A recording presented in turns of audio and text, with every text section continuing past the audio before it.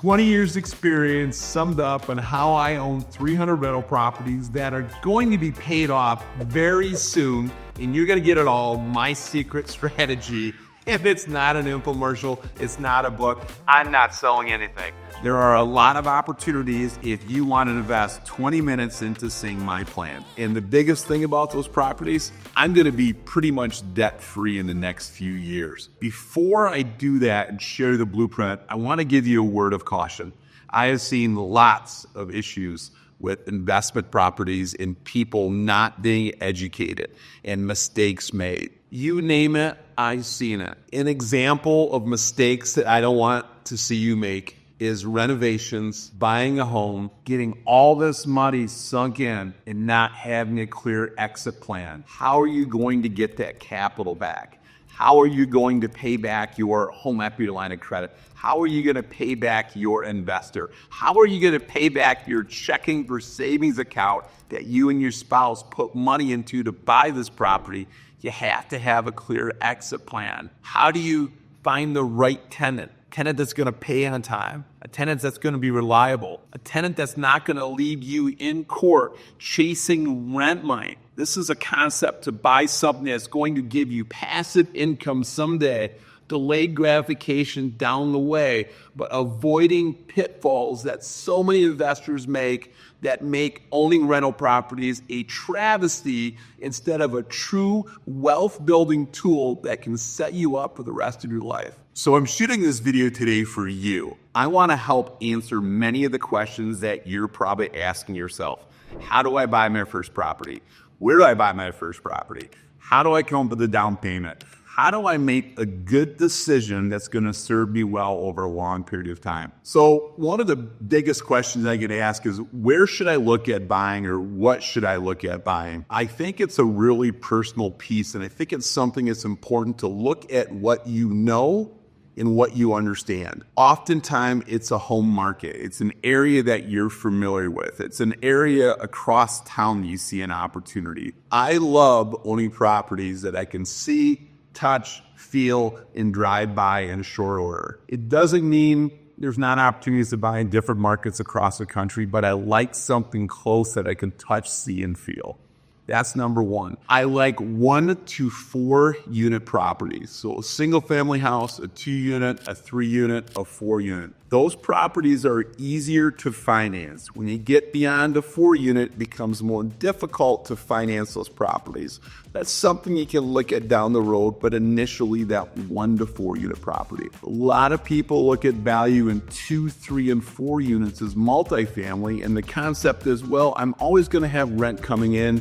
If this property is vacant, this one isn't, so at least I have money coming in. Or if I have 4 units, if one isn't occupied, the other 3 are.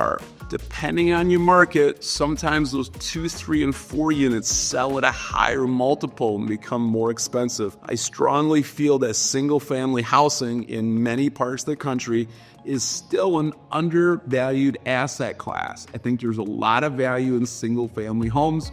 Majority of what I own are exactly that, single family houses, all within a mile or 2 of my core area. The other big advantage of owning property in the core area or in the area that's in close proximity, if I don't have an opportunity for selling this property, I have one down the street. When I have maintenance issues, repair issues, anything else related to rental properties, they're all in the same proximity. The people doing work for me can travel to destinations easy. It also is bootstraps. In the bootstraps, pull my bootstraps out, go out and take care of issues myself that I can do when I'm working in a home market, in a market I'm familiar with.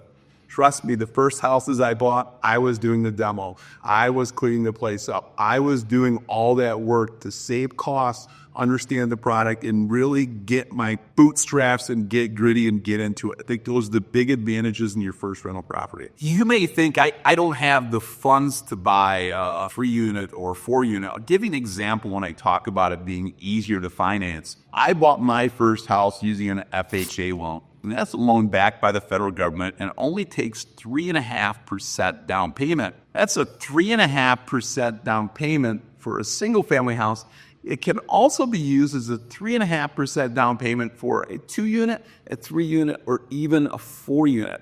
When we get beyond 4 units, 5 and above, those options aren't available. If we're not using an FHA loan, there's lots of other mortgage programs with low down payments from 1 to 4 units. That's why I like to focus on that specific size. Now we talked what to buy with some broad stroke ideas.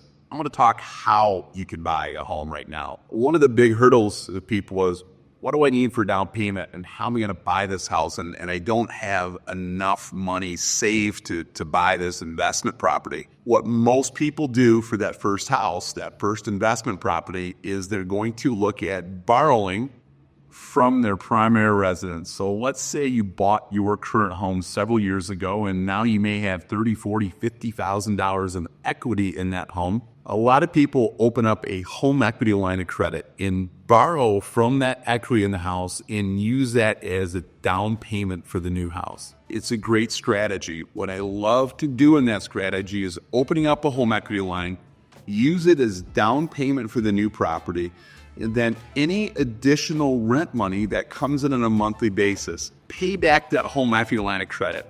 Get yourself paid back first. With home equity lines of credit, the general rule is those are open for probably 10 years is pretty much the norm. So if you borrow $20,000 from that to use as a down payment to buy your investment property, use that extra cash to pay that home equity line credit down. That's going to leave you some additional powder, or use that money again to go buy another rental property.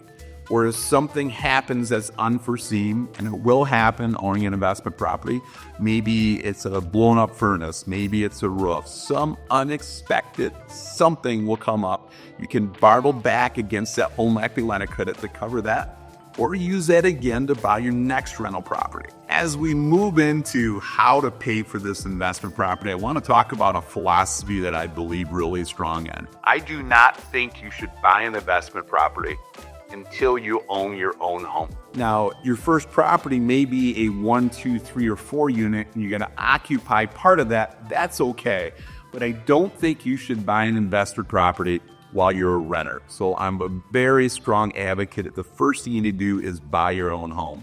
Our goal someday is to have a house that you own free and clear. Wouldn't it be great to have one house free and clear? How about 2? How about 3? How about 4? How about 5? How about 100? But it starts with 1. It starts with the roof over your head. So someone would say, why don't I just be a renter? Then I can go buy an investment property. Why would you want to be a renter? If you believe in owning property, own the roof over your head. Pay yourself first. Build your own equity first. Get that base foundation to build a career on, build an investment portfolio on. It's got to start with your own property. If you believe in it, buy it, limit it yourself. Early on in my investing, I borrowed from a couple close friends and family to get the money to buy what I saw was an opportunity. It's always risky to borrow personally from people, but if you really believe in it and you know it's the right piece and you get the right investors, it's okay. You want to make sure you have an exit strategy. So when I borrowed personally, I borrowed enough to buy the asset. I used my own money for renovations, and then I got a mortgage at the end to pay back my investor, and if there's enough to pay back myself. It's a great strategy to go raise some money. Done right, your friend can make a return on their investment for being a passive investor, and you have an opportunity to build equity.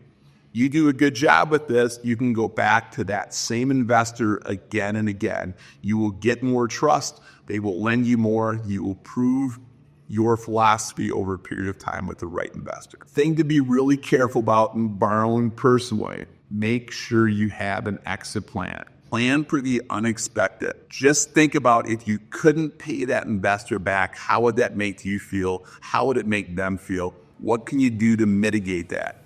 For me, I gave the person I borrowed the money from a deed to the house and an unlimited personal guarantee with my name on it. If this property didn't work out, I'm going to be personally responsible for it. I'm going to get you paid. In addition, you are the only owner of this house. I gave them a deed to the property. Because I didn't go to a bank to borrow the money, this investor technically owned the property. If anything, I was in an awkward spot that they had leverage on a property that I put money into, I put time into. I did all this work. I might have borrowed $100,000. At the end, maybe the house was worth $150,000.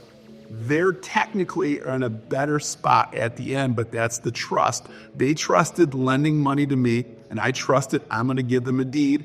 Once I pay them back, they give me back the deed to the property. Another avenue that many people will look at is called hard money lending. Hard money lending is when the bank won't lend you, when maybe a personal friend or family member won't lend you, and you get to a lender of last resort. Interest rates in these loans are 12%, 14%. They're heavy in fees, and they are very much in favor of the person lending money, not to you, the person buying the home.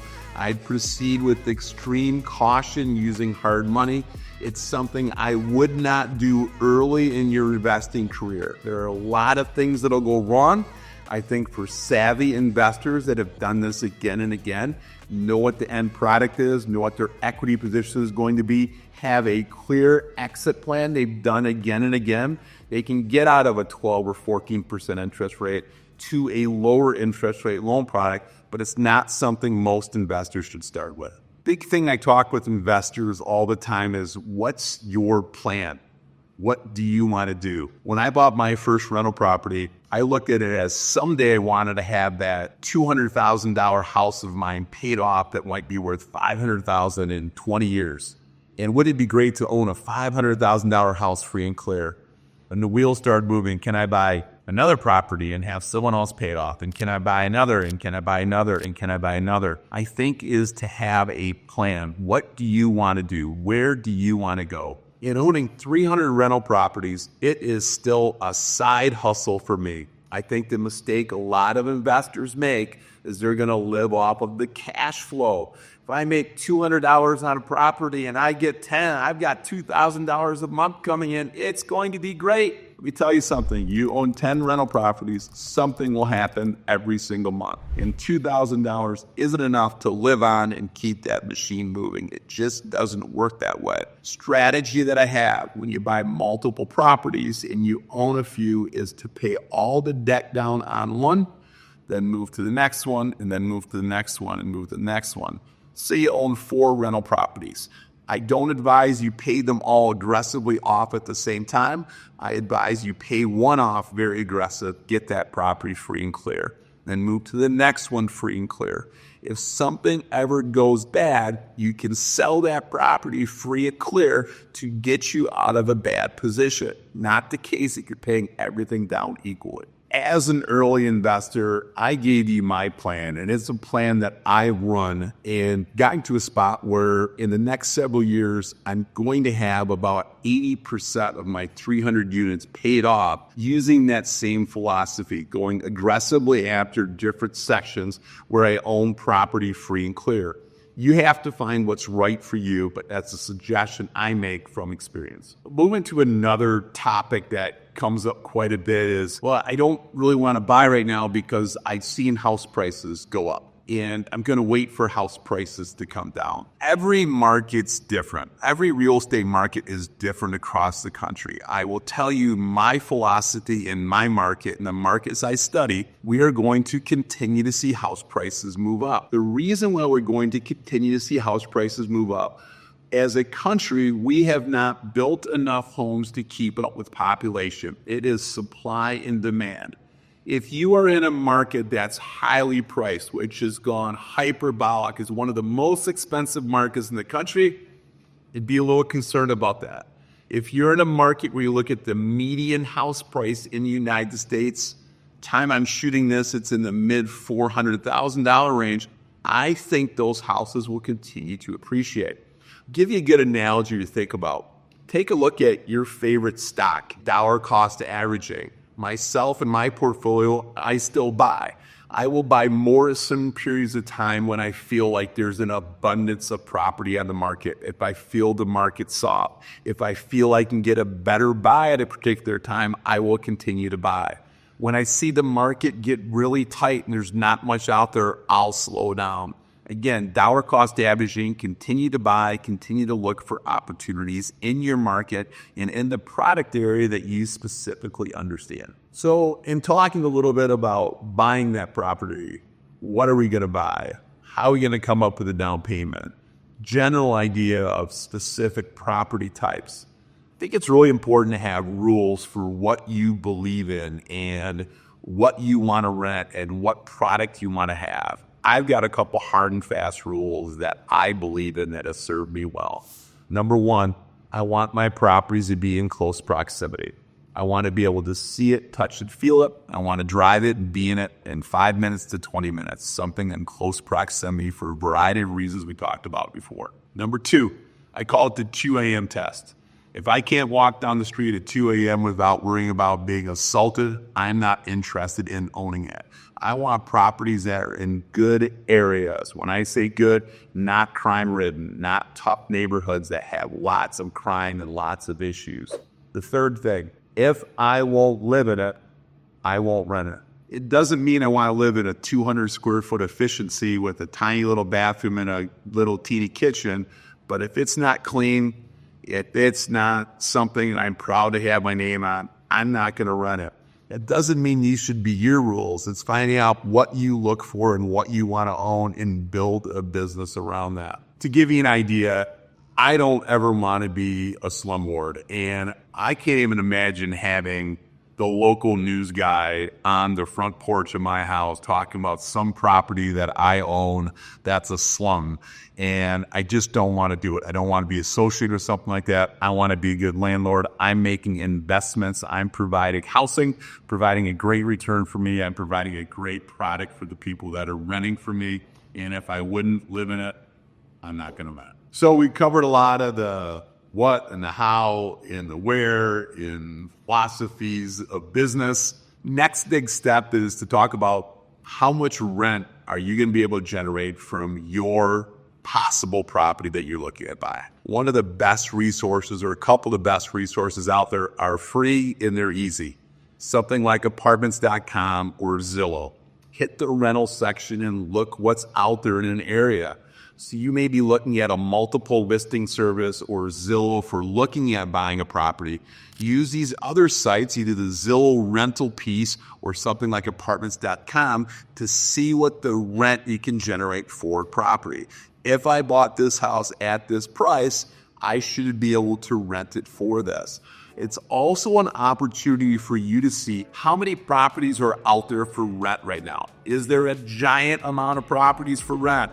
Are there very few properties for rent?